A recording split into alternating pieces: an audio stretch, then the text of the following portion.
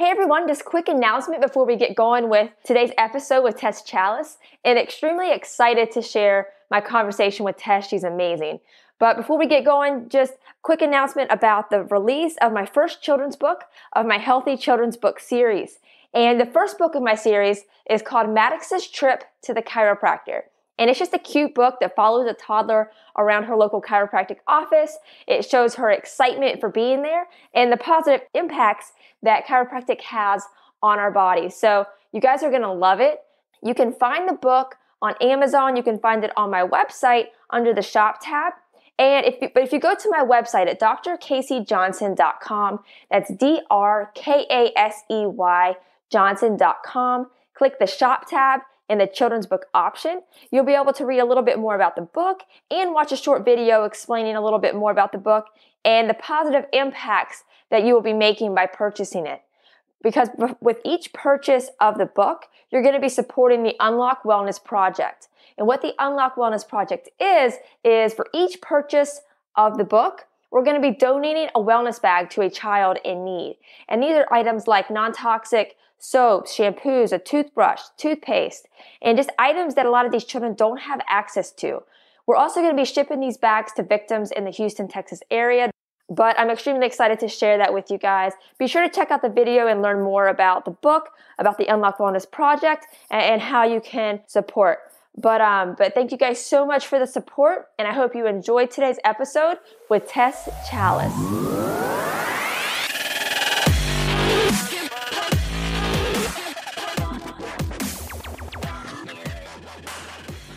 Welcome to the Unlock Wellness Podcast. I'm Dr. Casey, and excited for today's guest. I'm here with Tess Challis, and Tess is a plant-based health coach. She's a chef. She's written 5 cookbooks, and she's doing such amazing work in the plant-based community and just helping as many people as possible live healthier lives just through healthy eating and just positive living. So, Tess, thank you so much for coming on. I'm really excited to have you. It's absolutely my pleasure, Casey. Yeah, so why don't you start with your backstory? Just lead people, along your journey and how you got more into health and wellness, and then what you're doing now. Oh, well, that'll take me about an hour and a half. Listen, go for it. So, let's see my backstory, like how I got started with work or the health stuff, or what do you think your listeners are going to be? A little bit of both. I mean, just like what got you more interested in just health and wellness in general, and like how that led into a career for you. Yeah. So I think like some people, I got interested in health and wellness because I was not healthy or well. So for me, it was a matter of growing up with so many illnesses as a kid that I became immune to every antibiotic on the market. And just absolutely thought that it was normal to be sick all the time. It was normal to have to take medications. It was normal to have headaches, to feel like crap, to be tired all the time. So, growing up, just kind of thinking that I had chronic acne, I just kind of miserable in a lot of ways health-wise. So I went on a plant-based diet in 1991 and kind of was blown away by how much it changed my health. And I wasn't even expecting it to. I was doing it for reasons other than health reasons. What was did you have somebody that was doing the same thing, or were you just looking up different options for you? I was involved in animal rights stuff in college. And so this was back when I was in college. And so I was looking at them, and they were teaching me about the things in the animal industry. And I was like, oh God, I have to go vegan now. Mm-hmm. And so I was just doing it because I knew some people who were doing it. And, I just felt like I need to do this because it's the right thing to do for me right now. But it wasn't a health decision at all. Like I didn't really think it was going to do anything for my health. I had no idea. So I remember within 2 weeks looking in the mirror and having to do a double take because I couldn't believe how much better my skin looked. I was like, what? What is going on? This is kind of awesome. And then I noticed that my energy was better. My anemia just naturally went away. I was no longer anemic, which is ironic because people think on a plant-based diet, they're like, where do you get your iron? And it's like, well, it's really easy to get your iron on a vegan diet. Right. Iron went way up. So I noticed all of these positive things. I had more energy and was not getting sick. So, I wasn't getting sick anymore like I had been. And so then I was like, okay, I really need to stick with this. But the challenge at that time was that I love food. So I was finding it very difficult on the food side of it because I'm like, the food, these recipes that I'm trying are awful. And, this is like Michigan in 1991. It's not like there's restaurants on every corner, like we were just talking about before the call. There was no juice bar, no juice bar, like no. Right. So I was kind of forced to learn how to cook good food because I'm like, if I'm going to stick with this, I have to like it. Yeah. Otherwise, I like food way too much. And I think this is what happens more than people realize. They don't stick with it because it's not really enjoyable or doable for them. So that is actually one of my biggest passions, is getting people excited about living a healthier life, but also knowing that you don't have to be sacrificing flavor. You don't have to feel deprived. It's a win-win. Yeah. So you started noticing that you could implement healthier things and it was still going to taste well. So how did that kind of take you to the next step? Like, did you start trying to get other people on board, or were you just kind of like just living by example at that point and just really loving it and seeing where it goes? Yeah. At that point, trying to get other people on board was like, had the opposite effect of what I would want. So right. like, it was turning people off. And I think, there are none so righteous as the newly converted, right? So I'm here trying to, drag everybody along with it. And they're like, go away. So I finally, got it through my thick head that, the best way to teach is through example. So, I started just feeding people really good food, and they were like, oh, this is great. I could eat this every day. So then at that point, I started writing, I started creating recipes, and then started teaching cooking classes, and then started doing personal chefing. And then that kind of evolved to writing cookbooks. And then the cookbooks kind of led me into the wellness coaching, which has, kind of the main thing that I do right now is I coach. I do, life coaching and wellness coaching. And then, and then I've done some catering. So it's just kind of become this sort of world of different things that I do. And it's fun to be diverse and to do different things. And all of them revolve around helping people live better and love living better and doing it in a way that really does work for them and feel doable for them long term. Yeah, no, that's amazing. And as far as like the cooking and being a chef, like, were you really into cooking before that? Like, did you go to like a culinary school, or did all of that like stem from just involving more plants in your diet and learning more about food, or like an after effect? Well, I liked cooking growing up. I cooked a lot with my grandma. So I did always like cooking. And so it was part of me to like cooking, but then it was having to learn a whole new way of cooking, which was a little bit foreign to me. And I, at the time, there were no really great vegan cooking schools. And I was like, well, I don't want to go learn how to like braise a chicken or whatever you do to a chicken. I don't even know. I didn't want to learn how to do that stuff because I just was very committed to my plant-based diet at that point. So I just kind of self-taught and, learned over the years, and I'm still learning all the time. So, self-taught. Even easier now with YouTube. I mean, oh yeah. There's so many resources. Yeah. Yeah. So why don't you talk about your cookbooks for a minute? Because I know you have 5 of them, right? Yes. Awesome. Yeah. So how did that, like, you started writing that first cookbook? Like, what was the first cookbook? Like, what kind of things were you making, and how is it different than like your newest one? So the first cookbook, Radiant Health Inner Wealth, I always say it's my most homemade looking one, but still my bestseller, because it's just, at the time I was like a freakish perfectionist. So I started out writing the book and I was like, okay, this should take me about 2 weeks was my thought. Right. About 2 weeks. So 2 years later, literally 2 years later, the book was out. And then I did a second edition of it because I just updated it and did a second edition because I sold the limited run of the first one. But, that one is for, it's really great for people transitioning because it's very pleasing to like a standard American diet palate. It's got, Italian, it's got Indian food, that you feel like you're eating Indian food in an Indian restaurant, like real, genuine tasting Indian food. It's got Thai, Japanese, Mexican, kind of just a lot of diverse different types of foods. And it's, so So that one, and that one is my daughter's favorite book. She loves the dessert section in that book. She's like, Mom, why don't you create desserts like this anymore? And I'm like, well, because I've evolved over the last, let's see, that was 2009. So I've evolved over the last 8 years or however many. So I do healthier now. I actually do a color coded system in my books, Casey. I do. Part of it is actually because I was an obese, unhealthy vegan for most of my 20s. And so what I had to learn was I had to learn how to balance out foods because I was eating all of what I would call my quote unquote purple foods. So I have my recipes are green, blue, purple. That's awesome. And the purple foods were what I was eating way too much of and becoming very unhealthy. You know, I was eating way too much onion rings and chocolate cake and just, you know, refined white bread carbs and things that I just try to avoid at this point for the most part. So, you know, so I had a lot of, you know, I in my first book, I've got purple, I've got green, which are the real light, healthy recipes, and then blue are those slightly more decadent, but still healthy enough for every day. I love that.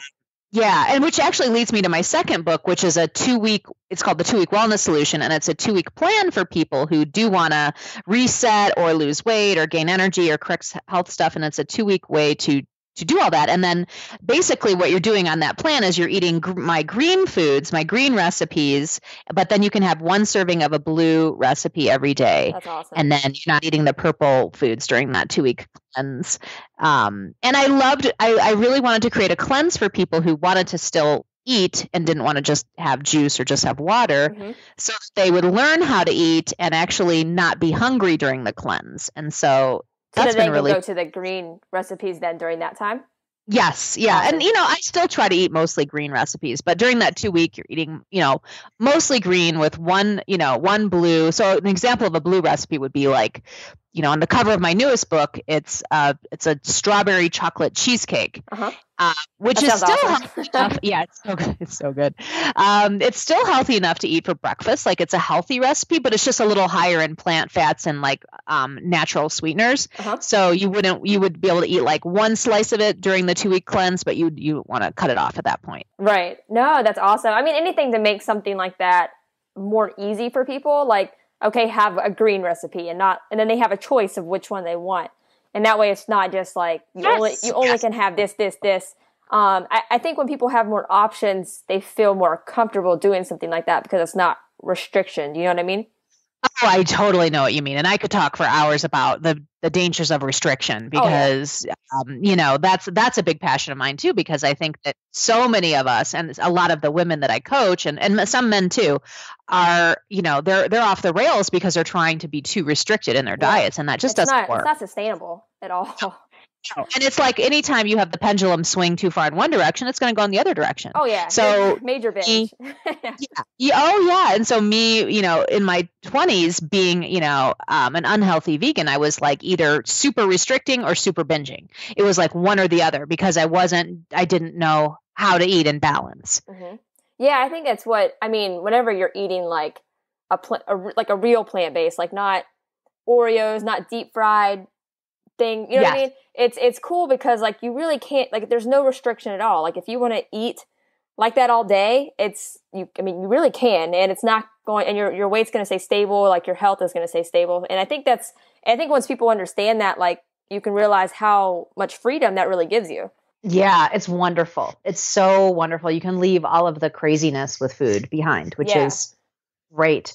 And, you know, you feel, and there's this fear of like, okay, I'm going to feel restricted, but that's where my passion for what I do comes in, because I'm like, well, you can eat this and this and this, and they taste really good. It's not like, you know, I'm really passionate about creating recipes that actually are very full in flavor so that you feel, you know, I'm a big believer in feeling satisfied, because if you don't feel satisfied with what you eat, you know, I had a friend who, she was trying to be on one of these super restrictive vegan diets. And I remember she made some donuts, and I tried one of her donuts, and I'm like, all I want to do now is donut, because this donut it tastes like cardboard. And so I think that when you're eating stuff that just doesn't taste good, you know, we're humans with taste buds, and we're going to try to get that satisfaction if we don't get it. No, absolutely. And And what were like so that was the first cookbook, right? The one we were just talking about, and then you did the second edition. Yeah, I did the second edition, and then I did the 2-week wellness solution. Right. And then the third book is called Radiance for Life, and that's just kind of a celebration of superfoods, just very simple, healthy, nutrient-dense recipes. Kind of like I've got like a racho cheese dip in there, and a key lime pie, and just some really fun, flavorful, light foods. And then the fourth book is now an ebook because I'm reformatting it, but that one is 100 vegan entrees. Nice. And yeah, it's just a nice go-to for like, what do you eat as a main dish? And then the newest book came out about a year ago, and that one is called Food Love. And I worked on that a lot with my daughter, who she's been vegan all her life. She's 14 now. And so we worked on that together, and that's kind of desserts, snacks, breakfast, entrees, just kind of a little mix of everything. That's awesome. What's your favorite thing to cook for yourself? I like a lot of different things, but I could eat fresh spring rolls every day. I'm kind of a fresh spring roll maniac. And I put them in I think every single cookbook I've got my fresh spring rolls in, except for the entree book.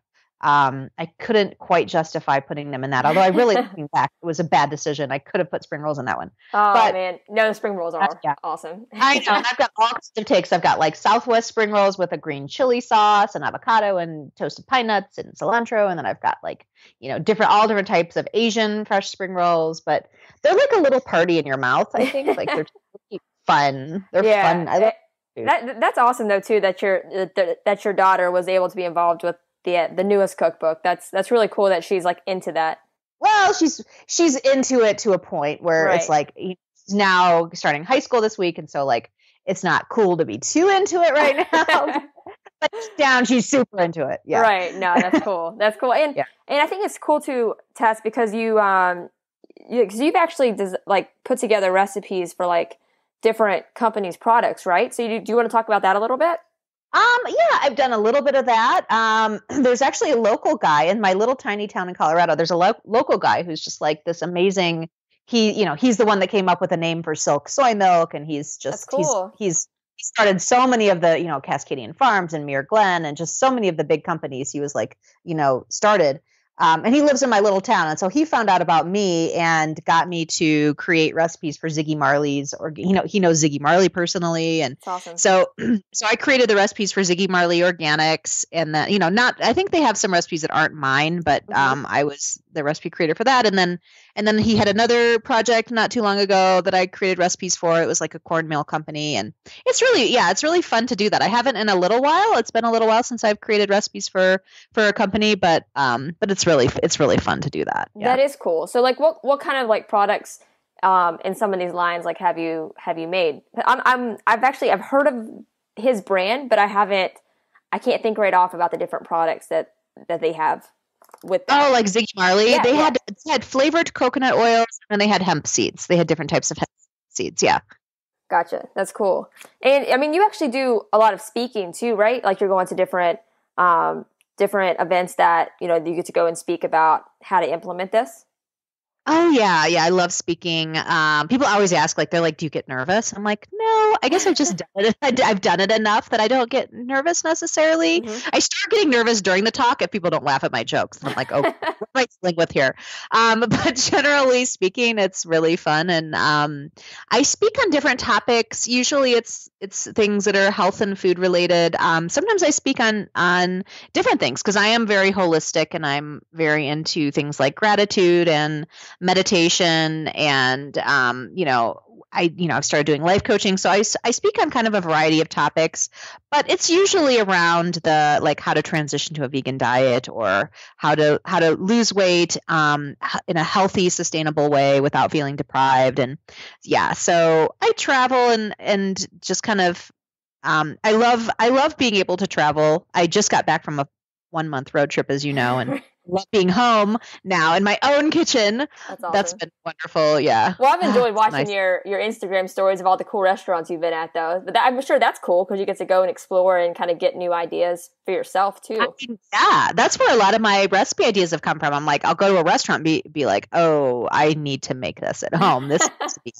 needs to happen in my kitchen. Right. That's a lot of Yeah. Do you do so much like trial and error whenever you're trying to do new recipes? Because I'm thinking for myself, like I'm naturally not a great cook. My husband's actually really awesome. He can just put things together and it tastes good. And I'm just like, no, it's a lot harder for me. Like, do you just like, I mean, does it take a lot of trial and error for you, or does everything just kind of go pretty well? That's funny. I was just thinking about that. It's funny. So for example, I have a recipe in all of my cookbooks. It's a vegan chicken seasoning. It's called Chicky Baby. And when I created that recipe, I just threw everything in a bowl, stirred it up, and it was perfect. And I felt like the heavens kind of like the light was shining out. I was like, okay, so sometimes that will happen. I just create a recipe and it's perfect on the first try. And then there are other things like my pad thai that I had this particular taste in my mind, and it took me, I don't know why, it took me years to develop it. It took me years to develop my hummus recipe. There were some things that took me a long time, and I don't know if I had a mental block, but I really wanted them to be perfect and be this specific taste that I really wanted. So usually I've gotten to the point now where I've been doing this long enough that it's usually easier than that, but it depends. Sometimes it takes a few times, and sometimes it's like a miracle of the moment. It's like it falls together in the moment. Yeah. That's awesome. No, I love that. And I love that you love kombucha so much too. I was I've been following Tess for a little bit, and then once we got connected, we've kind of been keeping in touch with each other, and every time she's posted a new kombucha, I'm just like all over it. But but do you make your own? It's a shameful thing. I do not make my own. Oh man. My excuse is so what happens is I travel. So the times I actually was making my own. I did a blog post on how to make your own. So I know how to do it. But here's the thing is I travel a lot. So then I end up killing my SCOBY mother, which I feel like SCOBY. I feel like a criminal. I'm like, I've killed this poor SCOBY. It's dead. And now if it makes you feel better, my SCOBY is very thirsty right now. I need to make her some new tea because she's very deprived in there. Okay, well that does make me feel better. Yeah. Thank you. No, I've been slacking lately. And I find I'm such a perfectionist with my recipes. I am, like you said, I'm like a little type A with my recipes. Like they have to be perfect because I want people to be able to go home and replicate it and be like, this is amazing. It's just as amazing as when I had you make it. So I'm very, very perfectionist about the recipes that I give out to people because I want them, because it's very frustrating when this was my experience. This is why I started writing cookbooks, because when I first started doing it, I was so frustrated with the recipes I was trying because they didn't turn out. Yeah. So sometimes you try a recipe and it's like, did they even make this? Like, it's, you know what I mean? Like, it doesn't even taste anything like it's supposed to. Right. I'm like, did you even test this recipe one time, man? Right. So this is why kombucha has been a challenge for me, is because I am such a perfectionist with the foods and I want them to taste a certain way. And I have not gotten to the level where I can consistently make kombucha turn out perfectly every time. Yeah. And I don't know if that's just normal. That's what happens with kombucha, because maybe it doesn't turn out perfect every time because there's variables. Mm-hmm. But if I want a perfect kombucha experience, I don't know that I'm the person to provide that for myself.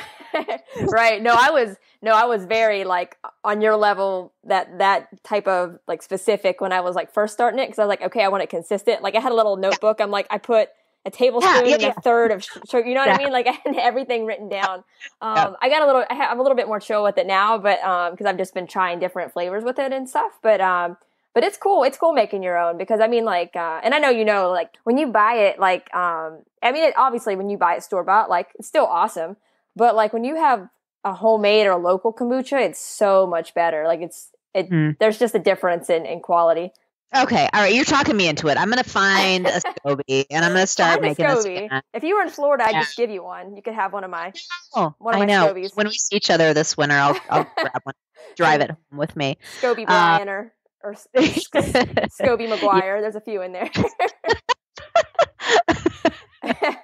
I love it. Yeah, but no, you need to for sure. Yeah. I did. I remember I made a blackberry batch once, and it was so good that I was like, you just want to stand on the rooftops and just like sing to the world.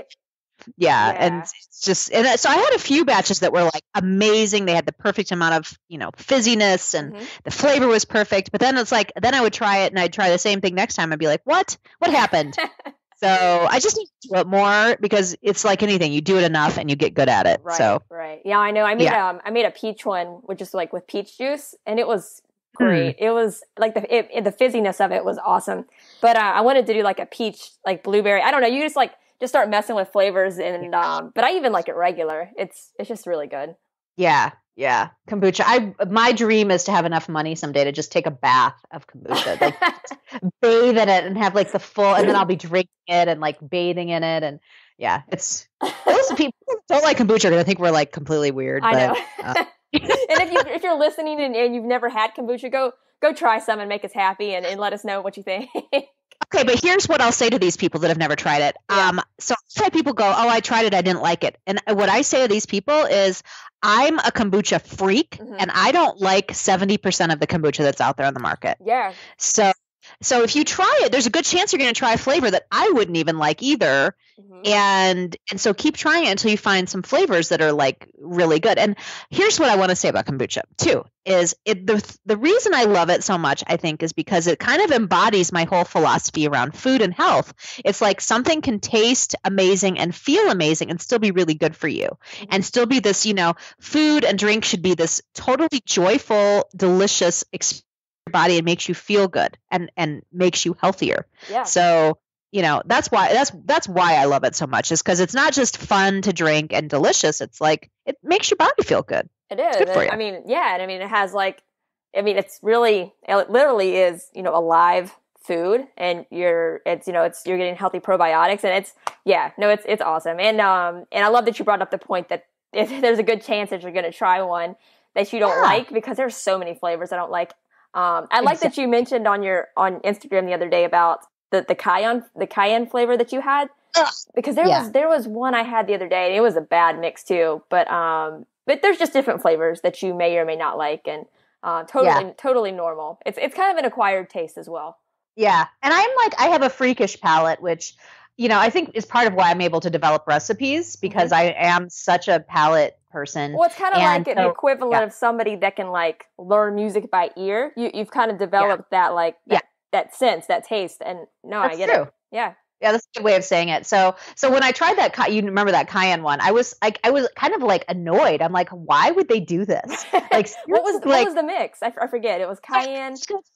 So the mix is pomegranate, lemon, ginger. Okay, we're great so far, right? Like This is, so I'm expecting, and then cayenne. So what I'm expecting is a blend of where the flavors of pomegranate, lemon, and ginger kind of pop, and then there's this like subtle cayenne undernote is kind of what I'm expecting. And I drink it, and I'm like, all I'm getting is like I'm getting hit over the head with like intense cayenne, and like and of course then all of the other flavors are totally undetectable.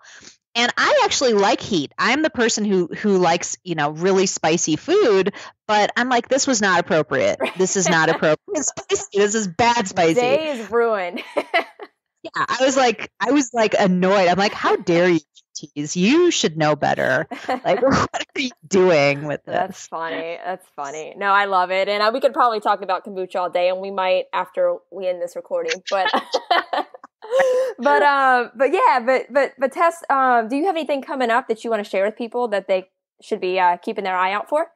Yeah, I would say that the main thing I'm doing, it's actually starting on the 5th of this month, is I'm doing a transition to vegan program where people, I was noticing this trend where people were watching What the Health and wanting to transition to vegan, and they were like feeling overwhelmed, like, okay, now what do I do? I don't know what to do.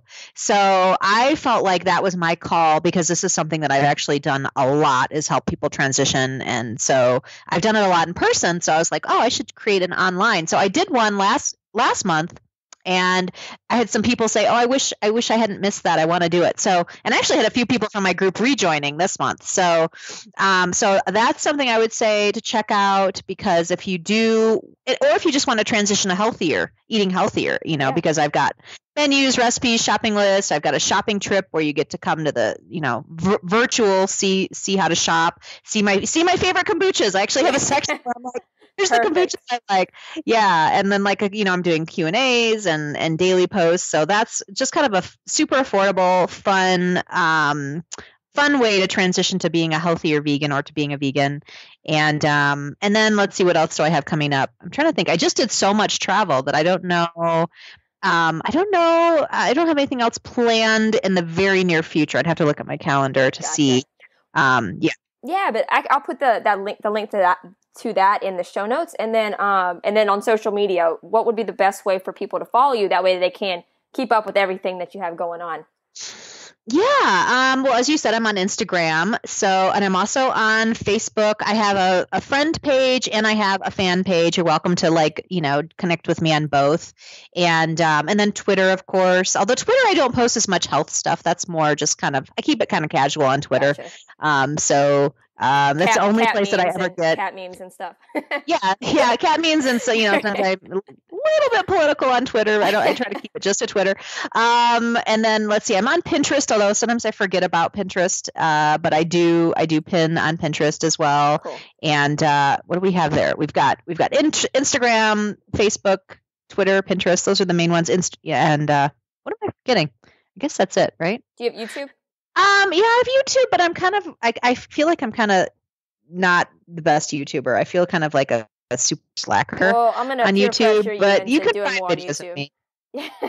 Okay, all right. You'll be my cheerleader to make me do more on YouTube.